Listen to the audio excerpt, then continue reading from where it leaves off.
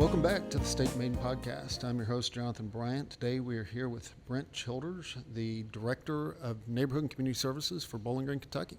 And we are going to be discussing the Riverfront Park project, or at least the city's portion of it. Right. Give us a overview of it. We have the big, aerial view here behind us. Tell us about the phases. Tell us about what's coming now, what's coming later, Okay. what order they're going to be in, and Yeah. I'll jump in with questions as we get going. All right, I'll start. Let me start kind of where we started from and where we're going. We'll kind of go in that direction. So if you, some people will remember probably 25 years ago, the community had this idea of developing Riverfront Park. And there was this desire to build whitewater, and there was this desire to do all these things. And it got some momentum and then just kind of stalled out. The funding wasn't there. Some other things happened in city government, and it just kind of stalled. And about 10, 11 years ago, there was a group of us here at the city that said, man, we got 70 acres here. Mm-hmm. So we'll kind of split this up. This is Riverfront Park West. It's about 18 acres. This is about 56 acres. So, we added up to about 70 acres. And we said, we got some walking trails. That's all we have here. But think about what we could do on a riverfront with 70 acres of land. And so we started just dreaming about what could this be. We got a landscape architect to throw together literally a color pencil sketch. I look back at it every now and then to think about where we started with this, with just a color pencil sketch and an idea and just a desire to do something for the community that was bigger than ourselves. And so that's what we started with, and we started just trying to chase money and started to build momentum with it. And from that early stage, we were able to secure a $750,000 federal grant through the Outdoor Recreation Legacy Partnership Program with National Park Service. And that first grant, that $750,000, the city committed to putting up $1.5 million. So our first phase, phase one, is really tied to that initial grant. And how long ago did that money come in? We finally got preliminary award during COVID, 2020. We didn't get final award till like 2022. Everything stopped, everything slowed down, and so we were just kind of stuck in bureaucracy purgatory there for a while, trying to get through everything. And then once we got that award, that's when okay, now we got something. We can. It's more than just a dream. We can actually do something with it. Now, we thought that $2.25 million was going to build all these amazing things, and it didn't. It's not, right? But from there, we knew we wanted to build something different, unique, outdoor, adventure. Those are kind of the key words that kind of came to mind. Kind of building on that original vision from 25 years ago on outdoor adventure, and we really wanted to be something that people wanted to go to. Not just another park. We wanted it to be something different and unique. And so we kept that from the beginning. So we went through and did a master planning process. And this is what this is. This is our master plan. We brought in a landscape architect firm out of Louisville, at the Louisville office. They're based in Columbus, MKSK, to lead that process for us. And we did surveys. We did what we call dotocracies at Duncan Hines. We did all this engagement, talking to people. What would you like to see? What are your concerns? And that developed our master plan. And this is what that master plan is. So it kind of lays out big picture. These are some of the areas we would like to see developed for these types of uses. And from there, we started then kind of knocking it off by funding to end up with the phases that we have now. And they get a little bit confusing, I understand, but we'll walk through those. I can break them down one at a time because I want people to understand what each phase is and what it represents, how it's funded, and how the timing is going to work. So we'll get there. And so that master plan really just kind of started this vision and really wanted to set the bar high for what we wanted to achieve as a park. When you look at the location, we talked about the size, 70 acres, but you look at the location, it adjoins our downtown. To us, downtown runs from the hill to the river. Mm-hmm. So this is literally on the other side of the river. So it adjoins our downtown. Just a couple of 100 yards away is a hospital with thousands of employees. that has thousands of visitors every single day. So you have a large traffic generator right there. And then you have this opportunity for redevelopment in the lower downtown and along the River Street corridor. So you have land and buildings that could see a new life. Sure. There's opportunity there, right? And so this isn't just about a park. This is also about how do we create an opportunity for economic development in an area that is ripe for redevelopment? How do we be that spark, that catalyst, that to see change? And so we're taking this approach of it's not just about the park. It's about how does the community move forward with the park being the change agent in the middle of all that.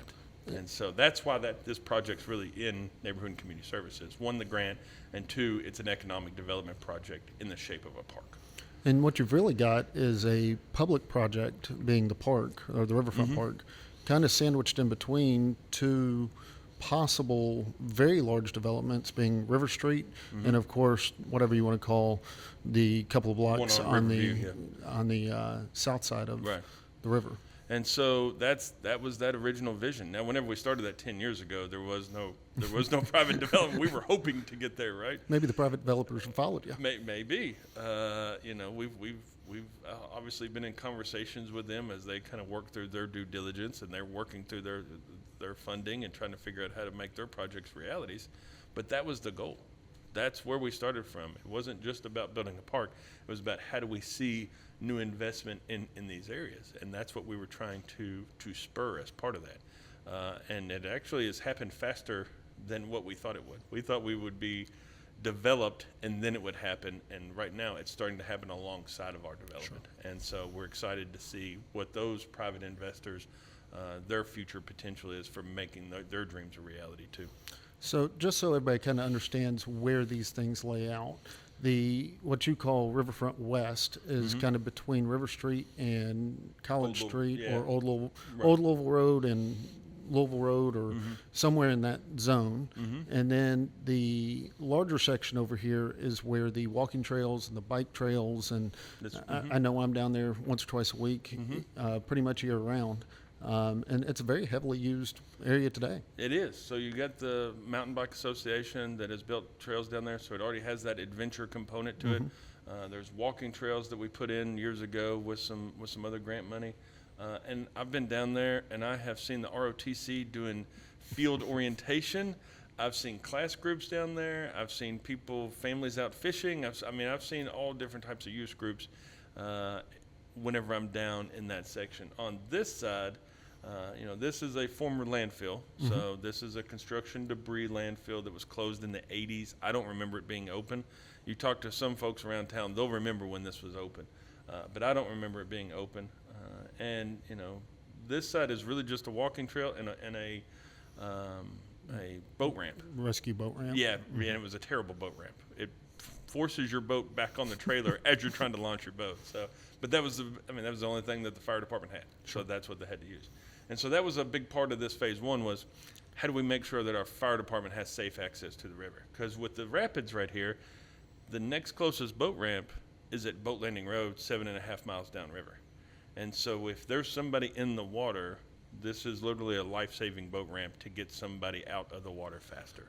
I have watched the construction of that boat ramp on sometimes an almost daily basis. Yeah. It was so interesting watching them build the steel structure around, pumping the water out, getting things dry, pouring their concrete. I never knew how that process was done. I thought there was some magical underwater curing concrete, but that's not how it's done. They basically built their own dam and built a boat ramp and then took the dam back away. That's right. And that is probably the strongest boat ramp we will ever see in this community. To launch mainly, it's going to be some small recreational boats and some kayaks is really what we see the future use of that ramp being. But it is a heavily engineered, there's a lot of concrete there, there's a lot of work that goes into making that boat ramp there.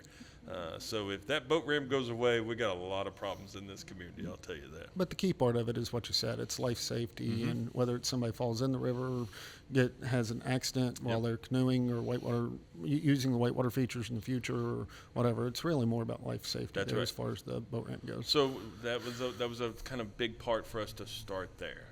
So if you want, we can kind of get into phases. Sure. And kind of jump right into that if that works for you. All right, I'm going to change this out. So this is phase 1. This is what's under construction right now. Here it is, July 2026. This is under construction. We're looking to finish this construction August of this year. So, I mean, we're planting trees down there right now. We're at the final stages of the completion of phase 1. And this is that original ORLP, Outdoor Recreation Legacy Partnership grant that I talked about, the city match. This started as $2.25 million and is now $4.3 million. So I hope that includes the boat ramp. That does include the boat ramp. So that's the big feature here is the boat ramp that you see coming in. The other part of this park, what I'd like to call it is the front porch. This is the front porch of the plaza part of the park. And so you'll see this kind of passive seating area here. You see a small performance lawn, a little meadow here, and some more greenery. And so you start to see these amenities show up. But even whenever I talk about making this a unique destination, the benches, the picnic tables, the seats are going to be unlike anything we've ever seen in any of the parks. We are really trying to be unique and different, even down to the final finishes of what this looks like. And when you say unique and different, I hate to question you, but No, go ahead. how different can a park bench be, or how is it going to be unique material, unique designs, unique art painted on them? I mean, my mind runs in different ways. Unique in color. So we went very bold on the colors. They're still more in the earth tones. So think of yellows, reds, oranges, and even a telemagenta accent in there. I don't even know what that color is. Think of T-Mobile. Okay. That's telemagenta. That's the T-Mobile color. And so how do we build some of those? So just the color uniqueness, the shape uniqueness, the style uniqueness. I think most of these are designed and engineered somewhere in Europe, and then they're shipped in. And so they are very different. We also have some swing benches. That's what those are, where people can sit there and swing and overlook. And so all those elements they're starting that foundation for Riverfront Park being a unique destination. And that's one of the things we were trying to achieve as part of this. And so the other thing that I want people to know about phase 1 is it is one. It is not the only. So there is more to come. So one thing that I know is going to come up as we talk through with this, as this finishes out, is you'll see in this graphic it says phase 3 coming soon.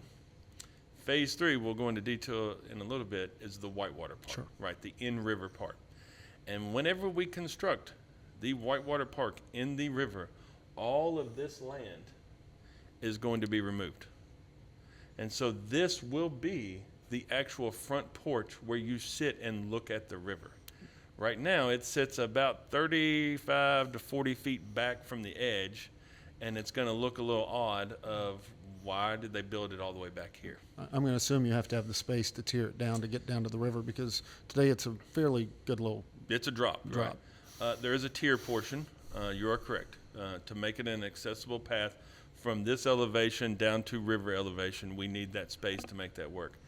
The other thing is, once we go into the river and we start placing boulders in the river to build the whitewater, there's what's called a no-rise rule under the U.S. Army Corps of Engineers. And so if we put a cubic foot of material in the river, we have to remove a cubic foot of material from the floodplain so that the water level doesn't rise. So you'll essentially be pulling the wall back towards what you call the front porch. That's correct. So as we're putting all these rocks in, we're putting a lot of cubic feet in the river. Mm-hmm. We have to pull a lot of cubic feet out of the floodplain so that the water doesn't rise. And so that's what this area is going to be used for, to balance out all the material that we're putting in the river. And we need it for the accessible path coming down to the river. Once you get down this towards the bank, that's when you're in the floodplain. This up here generally doesn't flood. So you'll see as we go through these phases, the amenities, the level of electrical, the things like that are very high, but because we're not at risk of flooding. More permanent infrastructure will stay above the flood line. Absolutely, absolutely. Now, you brought something up there that, I'm down here, I watch this stuff all the time. Mm-hmm. The amount of subsurface work that's been done and things, I mean, when people come out and visit this the first time, they're going to look at it and go, okay, a boat ramp and some sidewalks and some benches for $4.5 million or 4.3, whatever you said. I didn't understand what levels we were going to here, and I've seen the conduits go in. I now see some of the lighting features, and I believe I've seen some irrigation go in.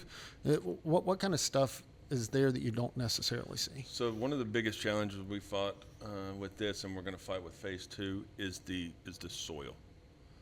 So whenever you build something, you have to be on what's called stable soil, right? Good, hard red clay, right? It compacts, it gets firm, and then you can build things on top of it and know it's not going to move very much, right? This was just an old landfill that just got whatever soil put on it over the years. You got an extra truckload, no big deal. You got an extra truckload, no big deal. You got an extra 50 truckloads, no big deal. And so now we're trying to go through and build something on top of this. And so the things that you're not going to see are the amount of work that we had to do to make sure that we had stable soil to build on. That was a lot more than I anticipated. Do you have any clue of how many truckloads of dirt you brought in? Because I originally thought, I originally thought there'd be a stage area down at this end, just watching the original dirt work, because it was all tearing back up, running away from the river. And I was like, I don't know what they're designing here, but the amount of dirt you brought in was phenomenal. We kind of reclaimed a portion of dirt from this area right up here, just to keep from having to buy dirt to bring in. So a lot of the dirt that we have out there cannot be used for field stable dirt. And so we had to move that out and bring in good dirt. Now it can be used for lawns and growing grass and things like that, but we couldn't put it under the parking lot. We couldn't put it under the sidewalks. We couldn't put it underneath that. We needed good, stable fill. The part that scared us was whenever we started excavating the boat ramp, we were really nervous about what were we going to get into dirt-wise there, and that actually ended up being okay. Good. That wasn't near as bad as what we was. It was everything out here that ended up being the problem. I don't have a number. I know they do. Sometimes I don't want to know the number. Sure. But I know we have spent a lot of meetings talking about dirt and soil. And so there is a lot of that 4.3 million that is just about having good dirt. And so this part of the park will be the main place to be in the future. Once phase 3 is done and people are out there playing in the water and they're kayaking, this is where all the people are going to be to watch people out there in the water. This is going to be the place that you sit whenever somebody's hosting a whitewater event in the future, and there's this competition, and there's food trucks, and there's music playing, and there's all these things that will now be available to us as a community that we never had the opportunity to do in the past. This is going to be the place you want to be. But we got to get the whitewater part done to really let this one shine through. Now, something sticking out in my head here. We had a $750,000 grant. We had $1.5 million put up by the city for a total of 2.25. That's now up to 4.5. How do we make up that gap? The city. The city. The city's been saving money for this for years. So every year in the budget, the city has been putting back $1.5 million, $2 million in an account to save for these days, because we knew that this time was coming. So everything that we have as part of this project is all cash, no debt as part of this project. Right now, we're at about a third of this is city, and 2/3 of this is state or federal funds. So we're going to get into some bigger numbers here in a minute, and you'll see some things. But everything that the city is putting in as part of this whole project is about a third at this point. We'll probably end up somewhere around a half once it's all said and done. And before we move on to the next phases, what do you see today's use, the completed use of this being before phase 2 and phase 3? I understand that it'll be the main area once phase 3 is done, and that once phase 2 is done, it'll be the central hub of the whole thing. But before those other things come online, what do you see people going down there and doing today? Checking out, seeing what it's like, walking through this area, having a picnic. I could see some activation of this space, this performance lawn, this small performance lawn. I could see people using the boat ramp, making it accessible. Those are probably the primary uses in this first year. But with phase 2 coming online next year, it'll just be a small window of time that one will be by itself. And so that's what I kind of see those initial uses as. But those uses will evolve as the other phases come online and the rest of the park starts to activate. And a term that you're using, performance lawn. Describe that for us a little bit. So a performance lawn is a think of like you could have a small stage area. So we have a small built-in stage area as part of this, and then a lawn out in front of it. So every Friday night, Circus Square is a performance lawn. Sure. Right? During the week, it's a park, but then on Friday nights, it turns into a performance lawn. It's where a stage is out there, a band pops up, the lighting comes up, the speakers come out, people sit out their chairs on the lawn, and there's a performance on the lawn. Performance lawn, right? Simple term. Easy enough. Easy enough. But that could be, it could be a band, it could be a DJ, it could be any other type of performance. But it's about, there's no fixed seating, there's no other hard infrastructure. It can use many uses when it's not under a performance. To give us an idea of scale, you compared it to Circus Square. It's hard to get scale on It's acreage. very hard. Is that a couple acres? You called it a small performance lawn. Yeah, this one is the small one. There'll be a bigger one in phase 2. This is probably maybe an acre. This entire side of the park is 18 acres. So this is the small side of the park. So this is probably an acre. Think of a few hundred people sitting out there comfortably without being right on top of each So other. even a small acoustic set or very public, will it be reserved? Or It could be. I mean, this will be a new amenity, right? So it could be activated where somebody could say, hey, I want to use this. I mean, we have designed in a small stage area as part of this. So you'll see it whenever it's finished. The concrete's different. There's a wall holding it up, and so then it kind of elevates above the rest. But during, let's say, Sunday through Thursday, it could just be a cool thing for kids to run around and play on. Sure. You ready to move on to whichever phase is next? Let's go to phase 2. I'm scared to say which number because I always get them wrong. No, it's okay. We'll go to phase 2 next. Phase 2 next. All right, so now here we are looking at phase 2. I believe this is just north of phase 1 there on the same on the same parcel of dirt. How many acres is this zone? So this fills out the rest of it. So this is going to be probably 12 to 13 acres, the rest of the west side of Riverfront. So to kind of help orient, now we've swapped directions. So we're looking at it from a different direction. So phase 1 is now in this corner. So you have the boat ramp here. You have that performance lawn here. You have that kind of meadow back here. So all that's phase 1. Phase 2, this is actually just focused in on the play area. And so as part of phase 2 is where the activation really comes to life. This is where the creativity, the exploration of new ideas and new concepts comes alive. So the barrier, the kind of separation, as I like to call it, rooms, from phase 1 and phase 2 is this large observation mound. And that gets you up about 30 feet in the air.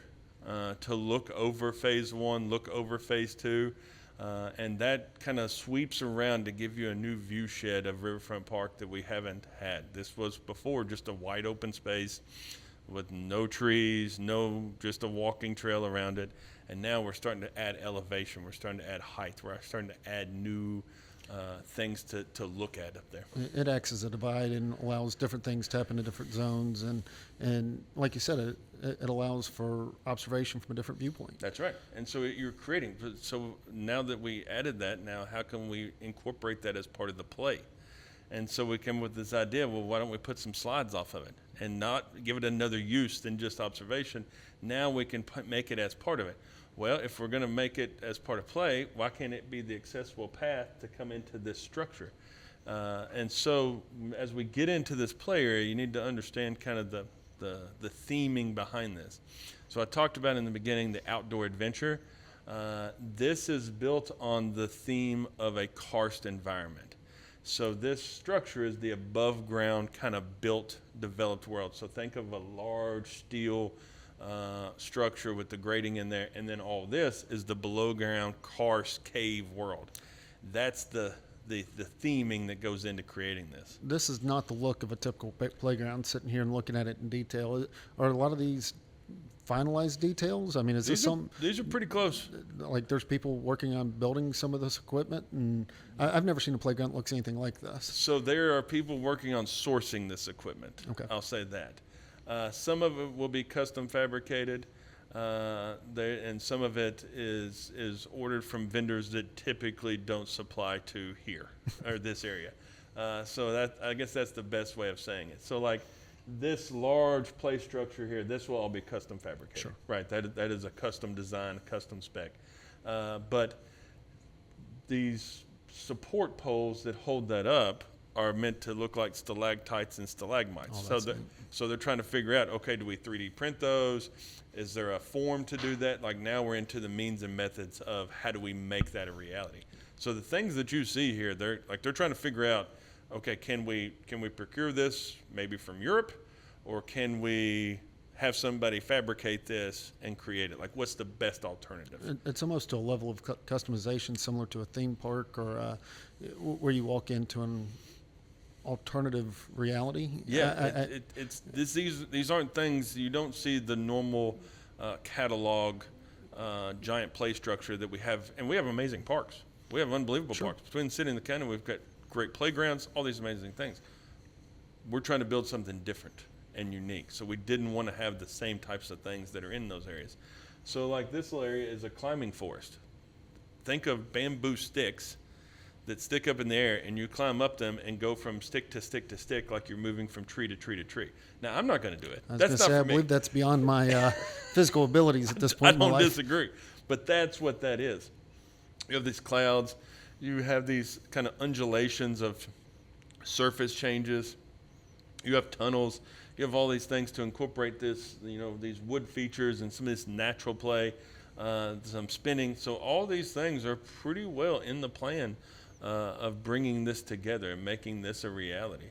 We'll have different types of surfaces, so we're still working through that. Which of these will be natural grass? Which of these will be synthetic? Which of these will be pour-in-place rubber? But we're trying to make this accessible. We have areas for, not every kid loves to run, jump, and play. They like to sit quietly and do other things. So we have some other sensory things here. We're trying to make sure that everybody has an opportunity. So we're looking at it from age groups, ability levels, sensory levels, and really how do we build an area of play that is unlike anything else we have in this community. And so we want this to be unique and different. We want people to say, I went to Bowling Green, I went to Riverfront Park, and you got to go see what they got going on there. We want this to be a true destination. And I'm looking at this, and if the phase one was $4.5 million, what is the estimated cost of phase two? So we're working through that now. We're trying to fine tune what are some of those pieces. This one is probably in the 11 to 12 range. And is this at all funded today, or what's the this is what's all city the potential timeline for this we piece hope to start construction in September on this. Oh, wow. Yeah, we hired a construction manager. We had a pause to hire a construction manager, but they're on staff. We've met with them. We were already at 60% design, so we just got to finish out the last piece of design. And that's what I'm saying. We're trying to fine tune what are those pieces. What's the right way to create this? This structure creates a lot of engineering challenges because of the soils, because of the landscape. The debris underneath. How do we ensure that this doesn't move? And so they're trying to figure out the footings and those technical pieces to deliver these types of things. So if we start September, are we a year, 18, 24-month project? We're looking at about a year, so we're hoping for summer of 2027. So that's why I talk about that gap between phase one and phase two is just a short window. I'm trying to figure out, can I do a ribbon cutting for phase one and a groundbreaking for phase two, all in the same chamber? Just tie them together. Just tie them together. Just turn around and put the shovels in the ground after we cut the ribbon. So this angle doesn't show it, but I believe the first one did, that there's going to be a considerable amount. Oh, it actually does show it. It's up here at the top, just hidden by trees. Mm-hmm. Considerable amount more parking with the phase two development. Right. Kind of a small lot with phase one, and it continues to extend up that. I don't know what you call the Walking Bridge Road now, but I want to rename that too. I haven't done that. Walking Bridge Road. There you go. There you go. Make it easy. Yeah. But the parking runs all the way down, and I haven't counted the spaces, but it looks like a ample amount of parking. I think it's about 150, 175. I call it ribbon style parking. I don't know. Maybe there's a better term. But instead of just one big block, it flows alongside so that you have varying points of access into the park. Do you see that parking lot being enough parking to handle phases 1, 2, and I don't know if there's more planned for phase 3 down by the riverfront. I wouldn't see it down there, but do you see it as plenty, or do you? I think at this point, yes. Okay. Now, with anything, there's going to be those activation days where there's always a demand for additional parking, and I think that's when, as the rest of this area develops, you'll have the infrastructure be built as part of that. And so we're trying to hit that 80% of usage demand, and this parking is sufficient for that. Now, if we got big festivals and big things going on, that's going to create an additional demand that we cannot provide on site. So we'll have to come up with some other parking methods for that. But again, we're on a 70-acre site total. If long term you looked at it and said, hey, we need to take some more of this dirt and turn it into parking, we could go down into the walking trail area or something. And phase 4 will have some additional parking as part of that too. So we're trying to incorporate, but also it's meant to be a park, right? It's meant for people to come and go to and activate and be this natural destination in downtown Bowling Green. This is 3 miles from my office. It's not 3 miles round trip from my office. So it is close to a lot of other amenities. There's also parking across the pedestrian bridge at McConnell Park.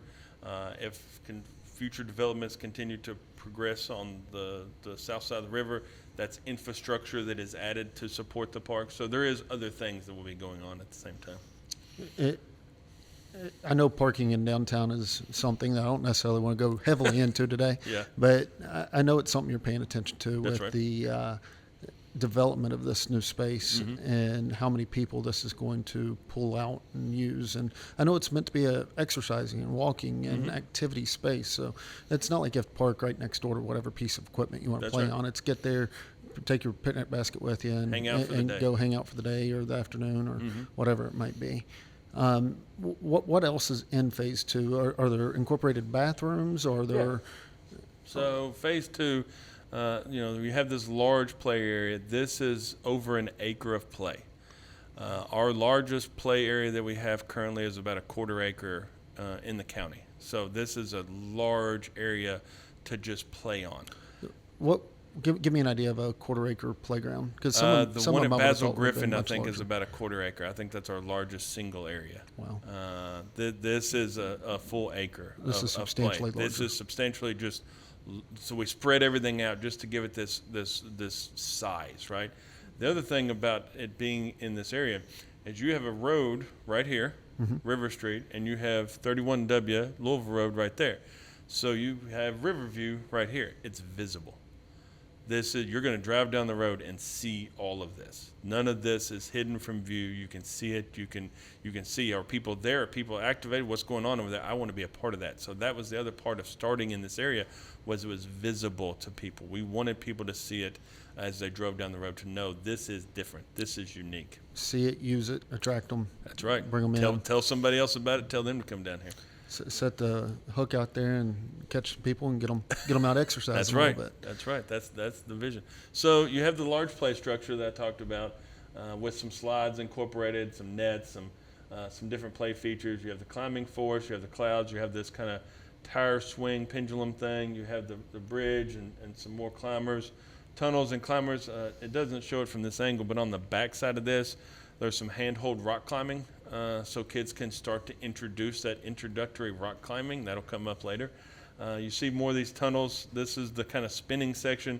And over here, as you get into the sensory area, and then you have a little pod here for the parents to sit and watch everything and just kind of sit in the shady spot and see everything that's going on. So that's the big part of the play. And there's also a spray ground right there. So we're trying to theme that around the river.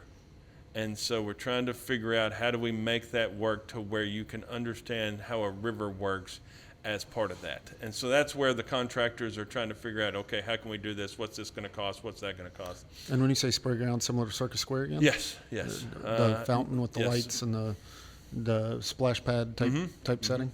But the theming will be different. That one is a true fountain, ground fountain. This one will be themed around a river. So I could see some undulation, some movement. So as it drains, It may you have the collect and drain and show a you go. river, and maybe even our river, could be planted out Maybe. into it. So that's one of the things we had looked at, was I think they originally priced like a true laser cut etching of our river. We realized maybe that's too expensive for us, so we're just trying to create a river theme as part of it. So, well, as wild as a $12 million acre, I'm sure the entire site is larger than an acre, but just an acre of playground sounds like a way out there thing. I'm proud to be a part of a community that's investing in the children and in the families and community that's willing to put those kind of resources towards this kind of outdoor entertainment. This is such a large community investment. It is about how does this community move forward for the next generation. I mean, that's really how I'm trying to see this and trying to build this vision about this type of project, because this is not a normal park project. There's nothing about this. We do a lot of park projects. This is a community that loves its parks, but this is about how do we really create a new, unique destination to transform a portion of town and create new opportunities for talent attraction, economic development, business investment, real estate investment. How do we create a new future moving forward for the community? And that's why you see the community and really so much excitement from people about this project. There is. Everybody talks about it, and everybody's really looking forward to it. Of course, I think everybody's probably looking forward to the phase 3 and 4 a little bit more, or at least the adult portion of the community. This one is very is looking forward to the whitewater and the river involvement that I'm sure we're getting ready to get into. So let me finish up on this before we go into that. But go ahead. I want to say it again. I'm very proud to be part of a community that puts this much effort back into it. Where's the closest? I know it's meant to be custom one-off, very specific to our, but I'm sure it's modeled after something somewhere in some large city of something. Where's the closest thing of this size or scale? The closest one, Owensboro has a really amazing play area as part of their Smothers Park. I mean, I can't take anything away. So that would be something similar. Louisville's Playport. Now it's different theming. Its theming was around work and industry, but MKSK designed that one also. Very unique, very custom, you're never going to see anything else like it. And so probably some combination between those two. The uniqueness that Playport has, but with a completely different theme. Whereas theirs is tugboats and heavy equipment and excavators and things like that. Ours is trees and nature and greenery. Owensboro's is large, so similar scale, and similar types of thoughts of different varying levels of play. But those would probably be the two. But the real difference is going to be this is just one aspect. This isn't our entire park. So it's not just that we have the playground. It's that we have the playground with the ability to mountain bike, with the ability to whitewater, with the ability to have performances, with the ability to rock climb, with the ability to be in downtown Bowling Green. It's the combination of all those varying uses that's going to make ours truly unique. I'm really looking forward to it. Can't wait to see what phase 3 and 4 are. Yeah. The other part of this that I want to talk about that's not shown on this is there's a large performance lawn off to the side. And so there's restrooms there, a food court pavilion. There's a video out there that gives a whole flyover of the whole thing. And so that's what I would call the large performance lawn. When you say food court pavilion, food truck pavilion? Food truck pavilion, I'm sorry. I was going to say. Yeah, not food court. Nothing permanent. I had a picture of the Greenwood Mall food court out there. No Sbarro, and, no Chinese Sbarro buffet. and Subway and Chinese. Yeah, yep. None of that stuff. All of it. So it would be an opportunity for food trucks to come in as the park's activated. There'd be some small dining area out there, tables and chairs, and then there'd be a restroom facility because you have to have a restroom close to a spray ground. That's one of the state rules.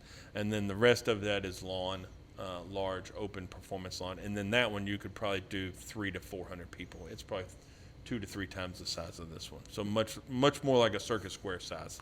And I'm sure when we're looking at restrooms and things for this, it'll be smaller, single, double hole bathrooms. Mm-hmm. And then for the larger events, festivals, those sorts of things, portable restrooms will be brought in. Yep. We have a portable restroom trailer that we will bring to events, and it's now so easy to just bring in the portable restrooms for large events. We can just build these kind of like the parking. You build it for the day-to-day activity, and then you scale as you need to. Sure.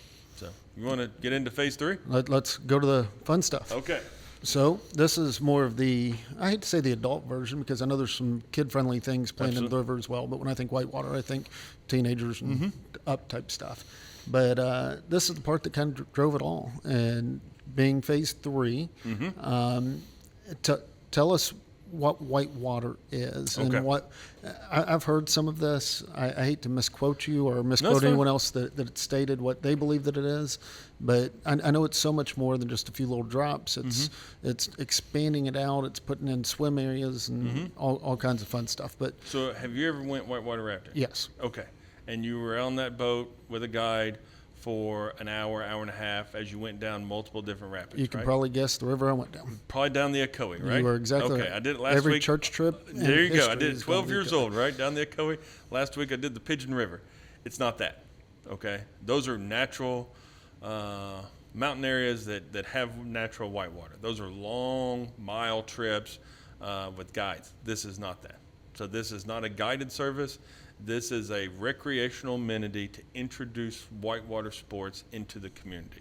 And so it's about how do you create whitewater. So what happened in those areas, in those natural areas, is generally in the mountains, right? So you have rocks that fall out of the mountains, and those big boulders sit in the river, and they create the whitewater. That's where the waves comes from. That's where the drops come from. And then the flow changes the severity of that. So what do we have to do? We have to put rocks in the river to create that same type of flow. And so what that does is that creates what's called a drop structure. So here you'll see somebody going through the drop structure. So it's a series of rocks put together, completely engineered to hit a certain elevation for the river to funnel that water over, create the drop. So each of our drops is going to be about 2 feet of river drop. Okay. And so that water is going to drop or spill over about 2 feet, and at the bottom of that, it's going to churn up and create whitewater. That's where the whitewater comes from, as you're circulating that water on top of itself. And that's where the kayakers, the floaters, the people will get in there and play in the whitewater. I just learned a new one the other day, a squirt board, and they have these little bitty boards, and then they have these hand paddles that imagine like webbed hands, and that's how they paddle in it. It was a wild thing. I'd never seen that before. And so people get in there and can play. Now, one of the things I get a lot of questions about is it safe? And I will tell you right now, and I've told everybody as I've talked to them, the river as it stands today is unsafe. Do not get in the river as it is today. Unfortunately, people have tried it. And there have been people over the last several years that have lost their life in that river. The current existing dam that sits about right here, that BGMU put in 75 years ago, or the city put in 75 years ago, creates a turbulence in the water that just makes it very, very difficult to swim out of. We want to make it safer. There's always an inherent level of risk. This is still a natural force. So we want to make it. Water. You got rocks and moving water. You got eddies. You got channels. You got all these other things. We want to make it safer. One of the ways that we'll make that is the drop structures funnel that channel. So if you get in there, it flushes you out. Currently, what happens is it holds you in the way the water circulates, and you can't get out. This will flush you out. Then it creates. After it hits the drop, it hits a pool where the water calms. Then you can get out. And so what we have is a series of 5 drops spread over about 1,000 feet. This is our initial kind of plan as part of it. So we're a little bit further along in engineering. We're further along in engineering than this, but we still have the 5 drops as part of it. And they will start just above the existing dam and go all the way down past the pedestrian bridge. And to put this back in perspective, this is the west side here. Yes, this is River phases Street. 1 and 2 that we've been talking about. This goes back in towards the walking trail area and the wooded area that exists today. Where will this start back here? Will it start back at the boat ramp, or will there be a new boat ramp? Or there will be a new access point cut in here.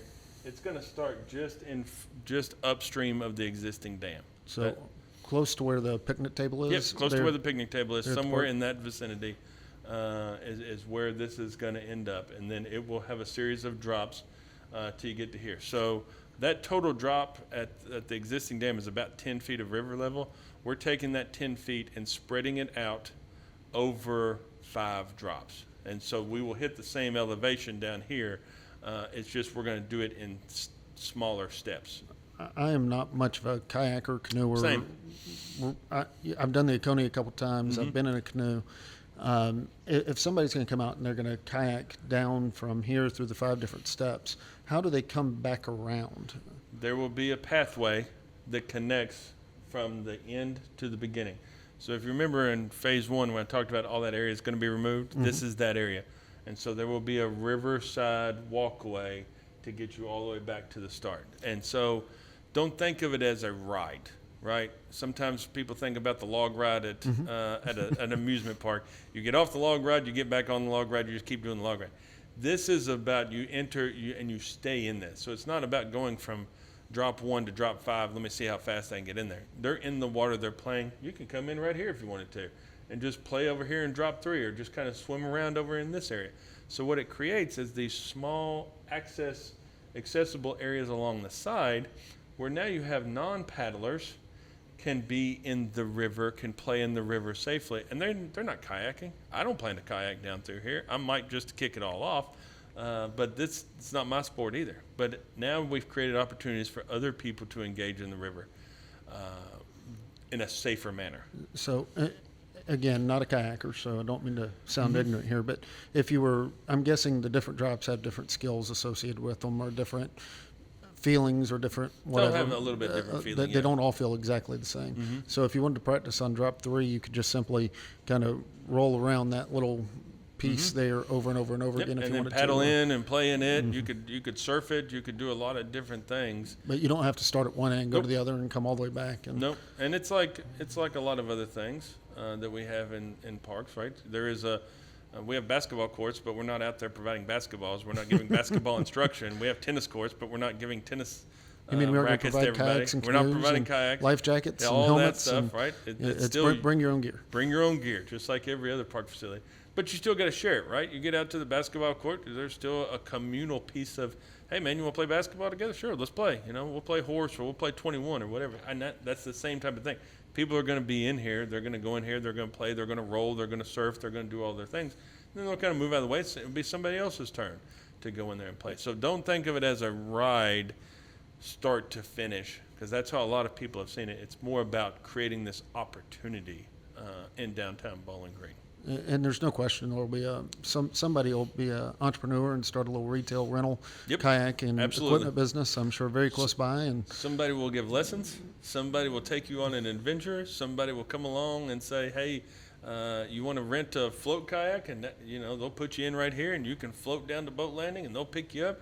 Somebody will have sport kayaks and show you out how to do all this stuff. Somebody will figure that out, and we're excited for that opportunity. We want somebody to do that. Sure. Because talk about creating a new opportunity. This is an unbelievable opportunity that I really thought was another 10 years away. This is happening way faster than I originally anticipated. So, what kind of speed? Money. All right. So we got, if you remember when I talked about phase 1, we got the Outdoor Recreation Legacy Partnership Grant. We went back to them for this project. For phase 3. For phase 3. We got them to fund phase 3 before we had spent $1 of our phase 1 money. So we still have 2 grants with the same funding source out of the National Park Service. And I really didn't think that would happen. But now as we're finishing phase 1, we're moving into phase 3. It's real. So this is funded by a federal grant, the state of about $3.7 million. The state has a fund where cities can apply to get match for federal grants. It's called the grant program. So we went to them for that, and so they're putting up $3.6 million. And so the final 5% or a couple $100,000 is what the city's putting into this currently. So we're going to build a $12 million playground, but we're going to be able to redevelop our river for $7 million? Yes. That's Now that we're covering the engineering as part of that. I think the number will end up a little higher. I think the city will end up putting some more money into this. But this will be the absolute most complicated construction project that we will ever undertake. I'm impressed by it being at what sounds like a reasonable price for redeveloping the river. So that's where we're at right now. But let's talk about timeline, because this one we've been talking about for a while. We're at 30% design right now, so our engineers have 30% of the drawings, finalized.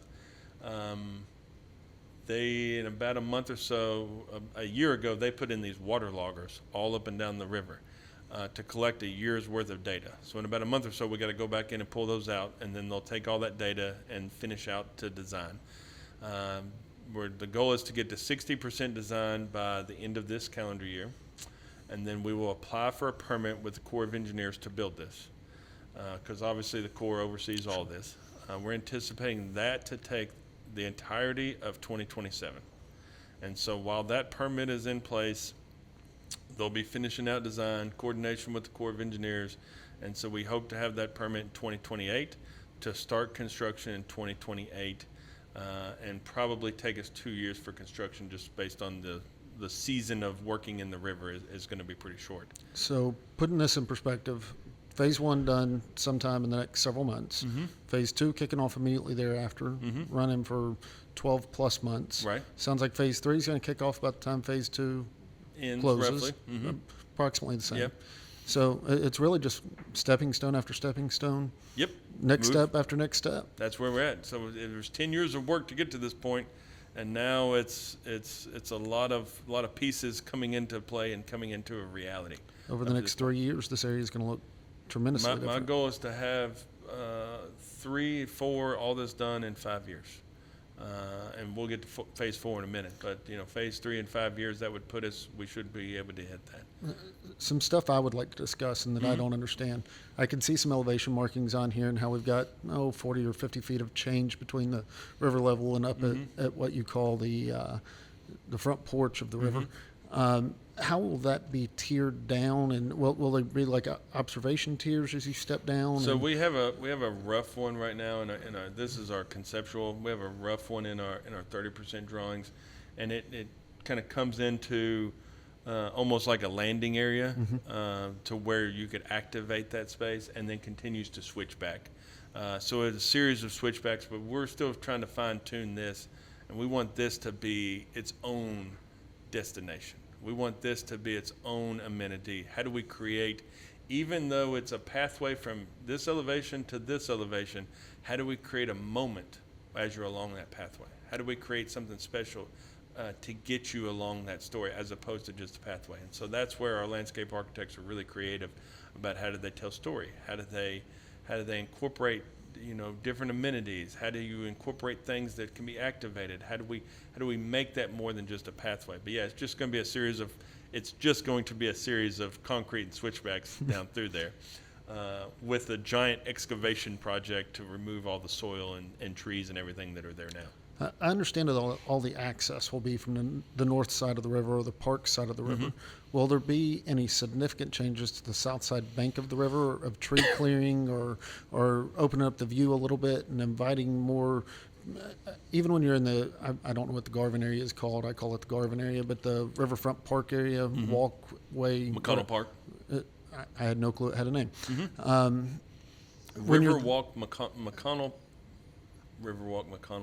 It's in there somewhere. I just can't remember the order, but that's it. When you're in that park, so much of the view is blocked down into it. Is any of that going to be opened up? Or? Yeah, so the city is trying to we did that a few years ago. We brought a crew in, a right-of-way contractor that had a piece of equipment that they could reach over and start clearing out that. And so there's plans to try to bring that in to open up some windows so that as you're on this side, you can see into the park. See what's going on. Invite more people over is my thought. Right. And I really think this is going to be the piece of it that changes everything. Absolutely. It will bring so much summertime activity into that small section of downtown that is, while I say there's use down at the walking trails, I am always surprised. Sometimes there's 15 people, sometimes there's 40 or 50 people down there walking. But this will bring numbers of people in just on a daily sunny day that we've never experienced. it's going to bring in visitors from all over. So let's talk about where the closest ones to this, because this is one of the things we put in our grant application that we really tried to leverage as part of our storytelling. And we asked our design firm, REP, who's handling the engineering for this. This is all they do. They build whitewater parks across the country. They've built 50 of them, right? So they are the folks when it comes to whitewater park design. And I said, okay, where are the closest ones? Map out where are the closest ones. And the two closest they found was Dayton, Ohio, and the Ocoee National Training Center outside of Chattanooga on the Ocoee, right? That they built for the Olympics, Olympic level whitewater park.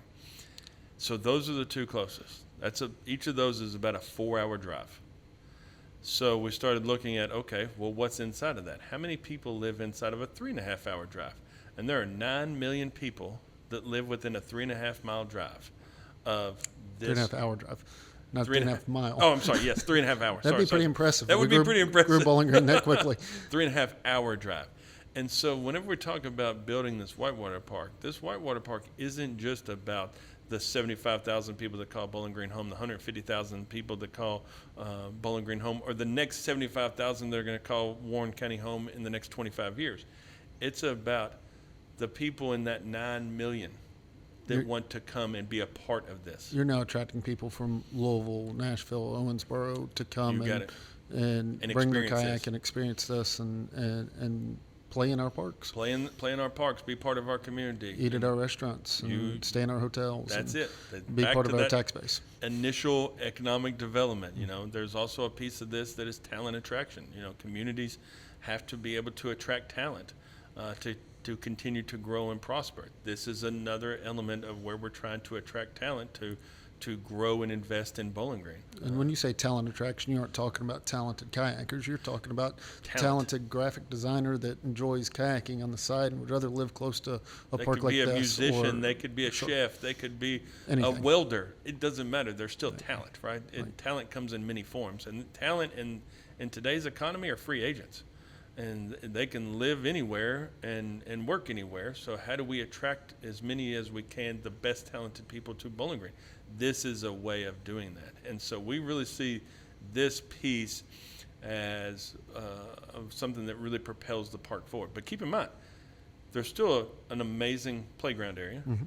There's still a whitewater park. There's still going to be rock climbing. There's still mountain biking. So it's like now you're starting to layer all these really unique uses in the same geographic footprint.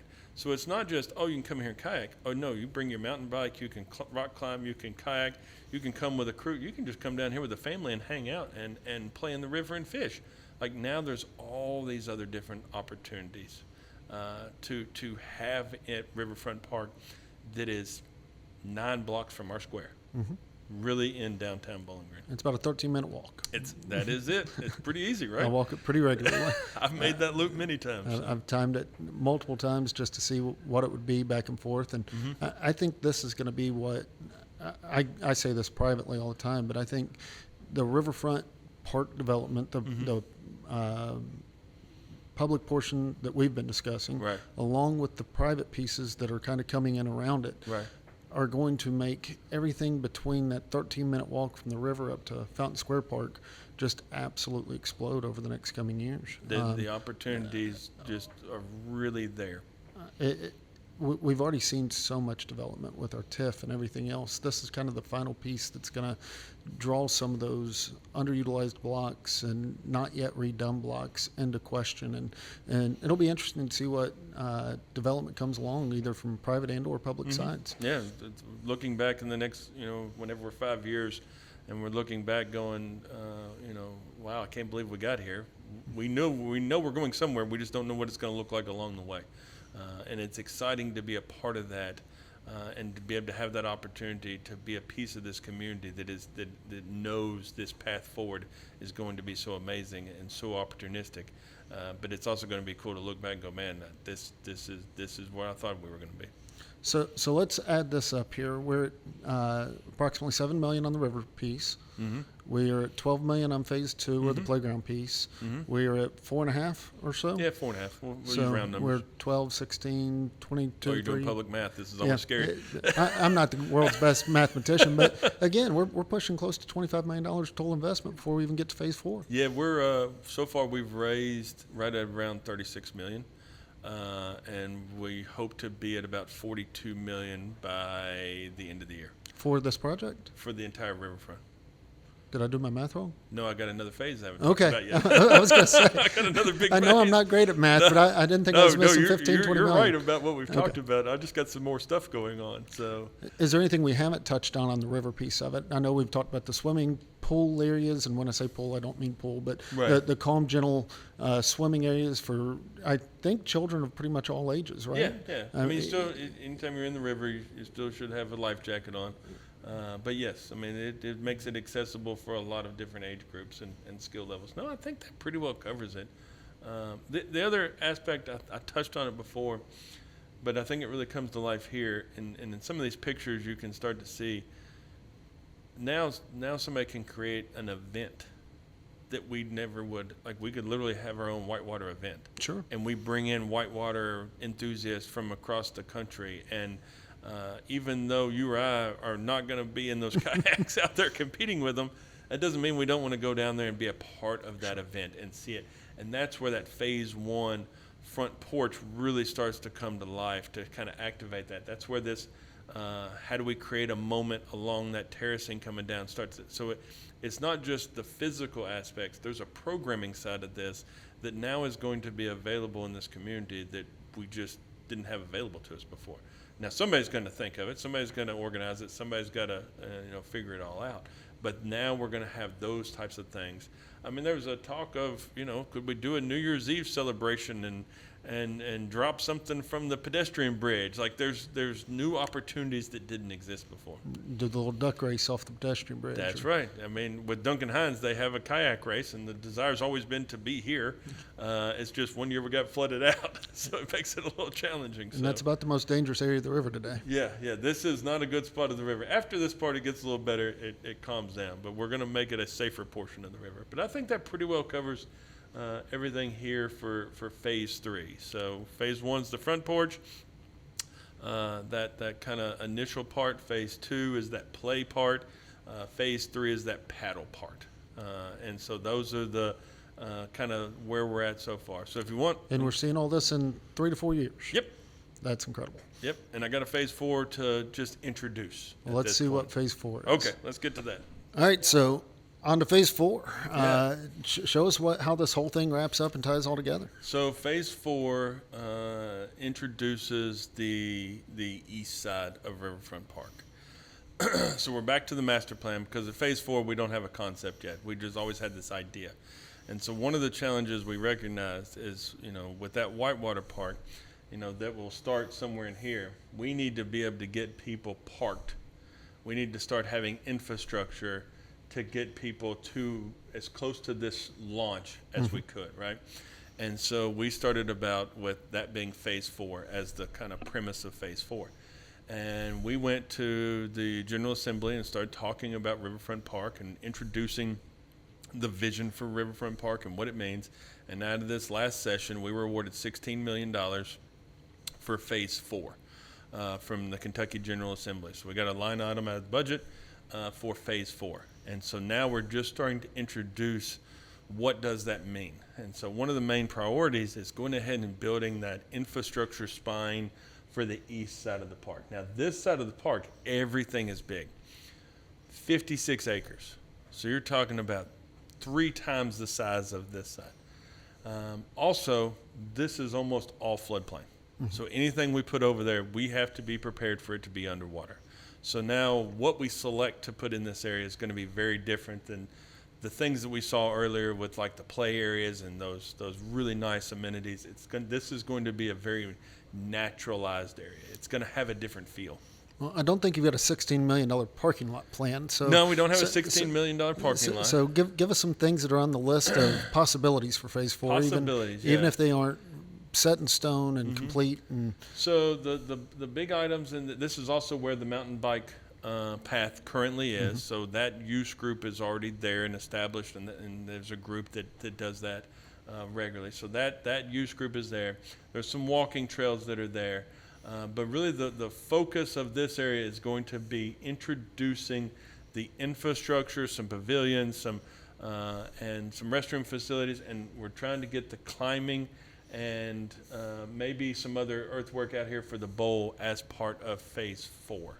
So we're working through fine-tuning what that looks like, but it's going to be that's a lot of site work, that's a lot of infrastructure, that's a lot of that cost, and then start moving into some of the other uses. One desire that I have for phase 4 is this canopy walk. I don't think we'll be able to do it out of the 16. I'm pretty confident we can't do it out of the 16. So this is one where I really think our community is going to come together, and this is going to be a privately donation-driven project to see. So, we're going to I want to start pushing out the vision of the canopy walk to our corporate sponsors, to our local philanthropic community, to be a piece of that, to make that amenity as part of it, to really be a true unique destination in phase 4. Let's talk about what a canopy walk is. I'm guessing an elevated path through the trees. Is it like the old rope paths where you hold on to 2 ropes and have the swinging bridge thing? Or? Less swinging bridge, okay. But yeah, it's an elevated pathway through the trees. And how do you get up to it, and how do you get down from it? You got to build the ramps, you got to build the walkways, you got to build all that structure to get up there. There's not many of these out there.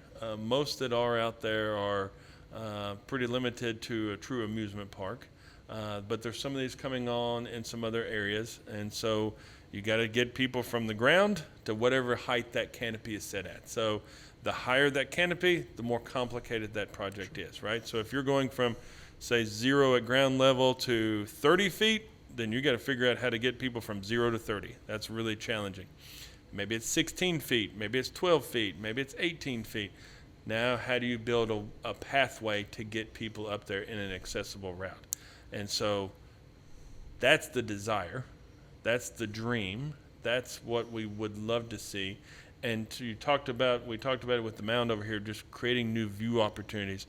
Literally walking through the trees is not an ability that we have anywhere else in this community. I don't know where the nearest one would be. Is this about trees? Is it about birds? Is it about leaves? Is it about nature? It's about creating a new opportunity. Just a new different opportunity. Thing. Yeah, because you can see the trees. You can see the birds from the ground. We're not going to be 50 feet in the air. Sure. It's really about creating a new opportunity, a new reason to be there, a new destination in downtown Bowling Green. It's also something you can build up above the floodplain. And That's keep right. It out of the water. You can keep it out of the water. That puts us above that elevation once we get up there. So I don't mean to sound really dumb here, and I think I understand what a bowl is, but what is a bowl? Lower bowl? So so that term comes from, it's hard to see on this graphic, but the sides are kind of turned up. So to create more of a bowl effect. And the thought on that is another large performance lawn in that area. And so it's grass is really all it is, but it's the way the earth, the soil moves to create that kind of bowl effect. So the thought there is another large-scale performance lawn. That could be several acres. Yes, several acres, probably 2 to 3 acres, but everything over here needs to be big. So that's a good way to use up. So think of like a soccer field out in the middle. Not that we're going to put goals up, but during Somewhere the week, it could just be grass field for people to play on. But then you could have a stage for people to have a performance on. I'm assuming, being familiar with that area, that is below the floodplain for when the area floods. Yeah, so we'd have to figure that out. Designing a bowl, it seems like it would catch and recreate its own problems every time it fills up. But you got to figure it out, right? It's all engineering. I mean, if we're gonna build a whitewater park, we can figure out how to get the water. Keep a bowl water out of a bowl. The bowl could be folded down on the end so that it drains back out at the end of the bowl. We don't have to put cereal in it. Maybe you just take your observation area over here and do a big observation area all the way around it. Keep it dry inside. Yeah, there you go. But this side isn't near as conceptualized out. We're just starting those conversations, But as you get deeper into the master plan, there's a small little play area here, kind of a natural play, kind of just think of like a log jam with rocks. So if it floods, it's okay, and then it washes out. But for kids to play on a pump track or an adventure bike track, so mountain bikers also, some places have what they call a pump track, and it's a loop, and it has ups and downs. They can be made out of dirt, they can be made out of boards, they can be made out of a lot of different surfaces. And so that's a vision moving forward to kind of create new uses. But this side is going to be much more natural. And you spend a lot of time down here. You know what it's like. Once you turn off and you get down in here, there's a quiet. There is.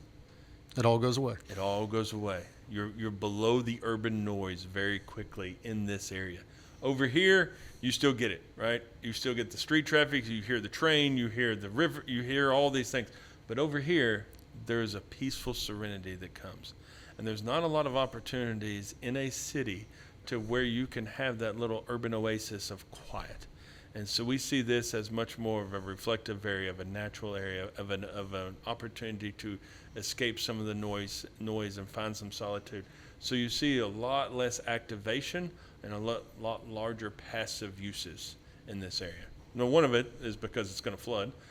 Another is, how do we use the natural landscape to the benefit of the park? And it still has to remain a flood zone. Yes. I mean, we can't do away with that. It's a required piece of it that it keeps other areas from flooding. That's right. When the time comes. Yeah. So we're not trying to move the river in that capacity. The river is going to come up in this area at a couple of times a year. We know it is, but we're just trying to make sure that we plan ahead for when that happens. And how do we activate uses in the right places? You said that the canopy walk would probably end up being a sponsored or community-funded piece. Right. Have you opened up any of the rest of this to sponsorship opportunities for the public? So we're open to that. We haven't pushed it. We've been pushing all the other pieces. But I see any of these performance areas as opportunities. There's a desire to have some type of pavilion where the Phase 1 parking lot is in the future. So there's opportunities for to people to reach out to be a part of this.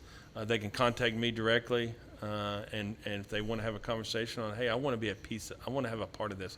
I want to be part of Riverfront Park. This is a long-term legacy project, and we're looking for partners to come alongside to give us the opportunity to take it from this unbelievable dream that we have to the even higher levels of opportunity for us as a community.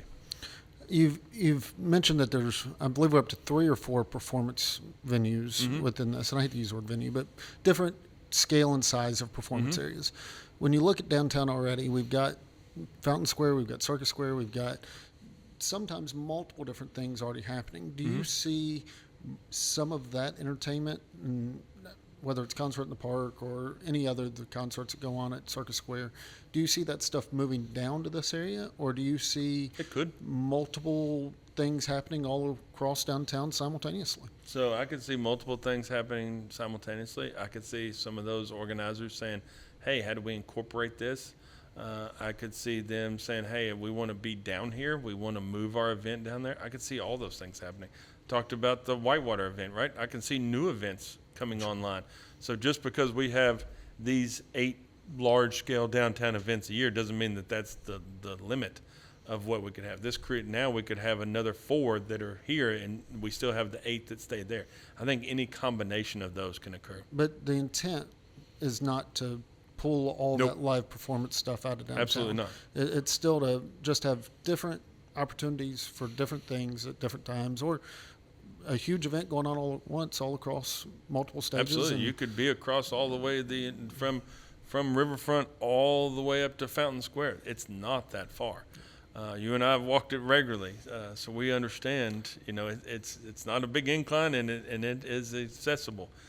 The other piece is downtown has all the supporting infrastructure. So if you look at, let's say, a Circus Square or Fountain Square, both of those host a lot of events throughout the year. But them by themselves don't have the infrastructure to support that event. Fountain Square has whatever parking spots are around it. Circus Square has 2 small lots. So it depends on the street parking, the parking garage, all the businesses, the bars, the restaurants, to be around it. This doesn't have that yet. So some of those larger scale events will change and adapt, but there is opportunity for the rest of this River Street and downtown to develop out to then support some other large scale events. So there's a lag here until the rest of the infrastructure comes along, like downtown. But downtown's been there for 100-something years. It's had a little bit of a head start over Riverfront. And some of its infrastructure could stand to be replaced. Yeah, I've replaced a lot of that infrastructure. We built we built Circus Square. We've reconfigured the park, and there's still infrastructure down there that could be replaced. Whenever you got a 100-year-old downtown, you're going to have stuff that needs to be fixed and replaced. Know it all too well from working on some of these fun old buildings. I'm sure you do. Brent, I can't say thank you enough for taking your time to do this with us today. I know you've answered a ton of the questions I had. Mm-hmm. I follow this stuff, so I can't imagine where the general public is, and they're thinking they know what's going on from seeing a basic overview, but having the detail and the knowledge of how it's going to happen and when it's going to happen and how we're funding it and seeing the community come in behind it and support it is just so much fun. I can't wait to see it all activated and see the kids down there playing and people in the river and, and see the rest of the private piece grow up around it. That's right. I mean, that's probably the most exciting piece of it to me personally, but I understand. But I do love to see a good park get used. But thank you once again for doing this with us today. I appreciate you taking your position with the city and taking your time. It really means something. I'm glad to be here. I'm glad to share this with this community, because when it comes down to it, a park belongs to the community. And so the community should know what they're going to have, what they're going to have access to, and what they're investing in. Well, it looks like we're building one heck of a park. I couldn't agree more. I don't know what you're going to do bigger next time. I don't know either. Thanks again, Brent. Thank you.